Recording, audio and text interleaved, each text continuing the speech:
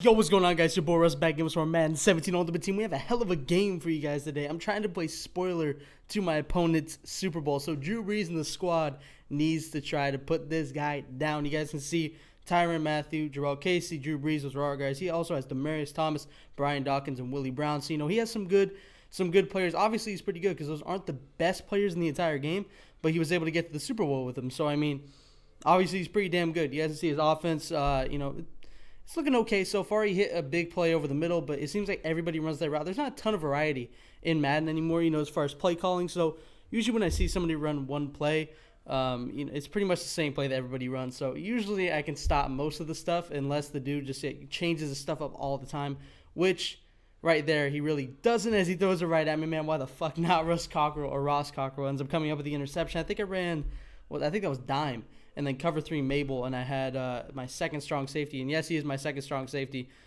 because I do actually have him as like my fifth corner, and I put him as my backup. It's right there, Terrell Pryor.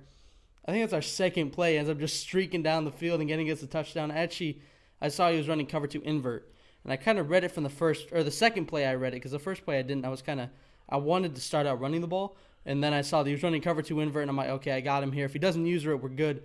Obviously, it's usually after I run that one cover 2 beater play that I usually always run. They try to cover it, and then they leave other shit open out of that same formation. So that's usually how I get people. Right here, I'm not playing good coverage right now, though. I noticed, kind of into this game, this guy had pretty good reads. Obviously, his first drive didn't end very well, throwing a pick. But I could tell this dude, just had a bad start. He actually had a pretty good start, to be honest. He had one bad read. That was it. That was the game changer right there. And now he's moving the ball. He's trying to run. Really nothing there running. Ever since I upgraded my D-line, I've been stopping the run a lot better. Maybe not pressuring the quarterback as much as I want to, but it definitely stopping the run. They're a lot better. I like Ndamukong Suh and those guys. And, actually, Ndamukong Suh is probably my least favorite out of everybody, so I might actually get rid of him at some point. I'll probably get somebody else with interior blitzer. You guys can see he does get down to the 2-yard line after running with Aaron Rodgers, and then he finally does get in on 2nd and goal. So QB sneak seemed to be a little bit OP because honestly, I was right there. I was standing in the gap where he was rushing, and I didn't get it. And then on our first play back on offense, I make a bad read. I don't know why I chucked it up. I just thought, OBJ, let's see what he can do. And it's bad away and intercepted. So that was a terrible, terrible read, a terrible time to even do that because now I don't have the luxury of getting the ball back at half and being up, because when he trades scores like that, if I scored a touchdown, the best he could do was tie pretty much before half, and I would have went in to the half at least tied with the ball. And now there's a possibility if he scores, whether it be a field goal or a touchdown, he goes up in the half, and he has the lead. Even if I get the ball, he'll probably still be happy because I think he can tell this is going to be a hard-fought game, and it seems like both of us can't really stop each other's offenses. Obviously, we both have had one bad read, my bad read deep, and his bad read over the middle, towards, I don't know what receiver it was. I didn't even really pay attention to who his receivers were. I just saw he had, I think it was Eifert, Olsen, and then I think DeAndre Hopkins, I think is who he had, and Brandon Cooks, I think, and A.J. Green as well. So, he had a lot of good players out there. Right there, I did just, completely sell out for the run or the sneak right there. Field goal block. I think I did it twice, and we do end up stopping him right there on 3rd and goal, and he does decide to kick his field goal on 4th and goal. He runs the clock all the way down, and we have no timeout. So with under a minute left, this dude is definitely in good shape to actually go up in the half.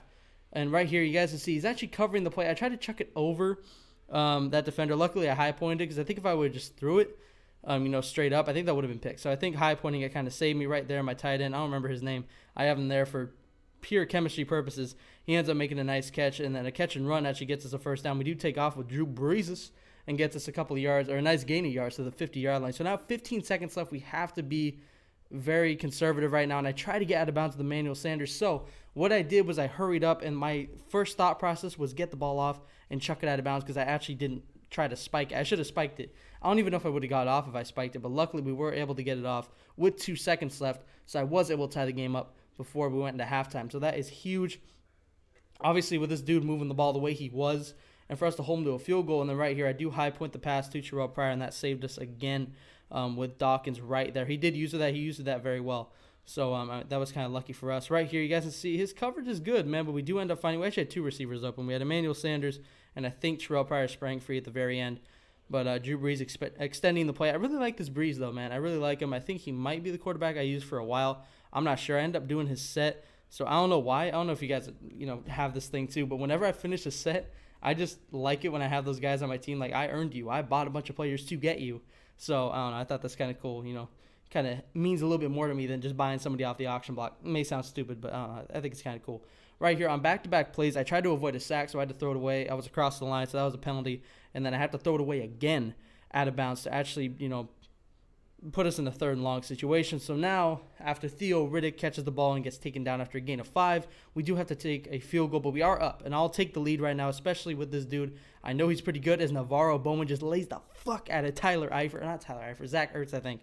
And we get the ball right back. And then on the first play, actually bring in Doug Baldwin for one play just to see if we can get some yards running. We do. We get about 8 or 9. I think I caught him off guard with that. But Doug Baldwin did fumble. So that's back-to-back fumbles in this game. And now, look at this, man. 1st and 10. Hit Owawali. Boom. He gets killed and fumbles the ball. And this dude gets the ball right back. But not to worry, as we do get edge pressure with Mel Blount. And we do end up getting the touchdown with Tyrann Mathieu. Picks it up in the end zone. And we do go up by 2 scores after a very, very shaky, after a couple of shaky plays that were kind of weird. Back-to-back fumbles. Actually, was that technically 3 out of the 4 plays there were fumbles? That was weird. Actually, no, 4 out of the 5 plays, because we had the fumble in the end zone. So this has been a really weird, sequence of plays for both of us, and we're both just – I was shocked. I was shocked when I got that many fumbles. Actually, now looking at it, that may have been Maurice Alexander off the edge, not Mel Blount. I did send end pressure. I said I think it was a corner blitz off the left side in nickel, so I don't think that was Mel Blount. That may have been my 3rd corner. I'm not sure what that is, though. But anyway, you guys can see he does end up getting down the field super quickly, and that's what I'm saying. This dude does have good offense, but Emmanuel Sanders laying a key block, and Thomas Rawls, a 75-yard touchdown run on our first play back on offense, takes it to the house. I have nothing to say about that. That's just Thomas Rawls being a fucking beast. I saw that he wasn't really playing anybody on the right side, and Emmanuel Sanders was able to chip a defender and get us, the key block that we needed to get down the field. And we do end up going into the 4th quarter up by 10 points. I didn't think that we were going to go into the 4th quarter with me being up by 2 scores at all. At the beginning of this game, after I got the pick, I could tell this dude was pretty good, with his offense, the way he ran everything. So I thought it was going to be a close game anyway, but if you would have told me I'd be up by 2 scores in the 4th quarter, probably wouldn't have believed you. So now, 1st and 10, this dude checking a shot towards the end zone. There was nothing there. Corner's playing great. Ronald Darby, a couple of the new pickups playing awesome. 2nd and 10, he does find a slant. That's Ronald Darby actually getting burnt, but I think I ran zone on that play. So that may have been man, actually. But 1st and 10, this dude dropping back in the pocket with Aaron Rodgers. He had pocket presence for days. He didn't really run that much with Aaron Rodgers. He kind of just sat in there and made his reads. And on 2nd and inches, I go off sides. But we do stop him on 1st and goal, 2nd and goal, and he gets in. QB sneaks, man, they're pretty OP. So now the score is 27-24. I'm thinking, what do I need to do to put this game away? I need to make a couple of plays. If I score a touchdown, I think it's over with 3 minutes left right there. That was a bad read. I don't know what I was doing. I was trying to throw it to Owawali over the defender. I didn't want to lob it. I didn't. It should have been picked, and luckily it wasn't. But Tyrell Williams makes that catch, and then Thomas Rawls fumbles. How many fumbles is that? Is that 5 fumbles total? And 4 of them in like a minute.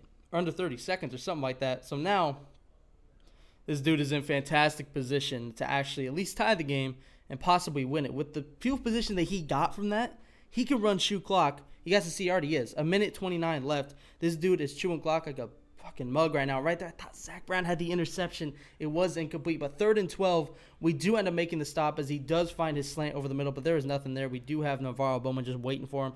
I was hoping for a hit stick. We did not get it. I do end up calling a timeout right here to preserve myself some time. I didn't want to let him run the clock down anymore. So we do end up with 1:08 left being tied. And then on the first play, look at Brees rolling out. Terrell Pryor makes the catch, and just like that, we are already in field goal range with Chris Boswell. I'm not even worried about this dude trying to ice me. We pretty much have this game in the bag as long as I don't make any stupid decisions. I tried to catch him off guard. I thought he'd run commit, and he didn't. We do take the sack. We only lose, I think, 3 right there. Theo Riddick, I do decide to run, and then once I come out in field goal, he does end up calling a timeout, but it doesn't ice me. I don't know why, but we end up kicking the game-winning field goal. You guys can see Chris Boswell, no problem, right down the middle, and we do play spoiler to this man's Super Bowl. And also, you know what's cool is that since we won our Super Bowl before, and the dude quit within the first quarter, we actually get to see the celebration because this dude didn't quit. So technically, I don't know, I guess I won the Super Bowl again. I didn't, but I mean, the celebrations there. So I guess, I'm going to leave this in. If you guys want to check it out, you go ahead and can. But I'm just going to leave it right here. So anyway, I did hope you guys enjoyed this video. Be sure to look out for the next one. And as always, Dangerous Army, I'm out. Baseball games that are 14-11 with 3 or 4 home runs mixed in.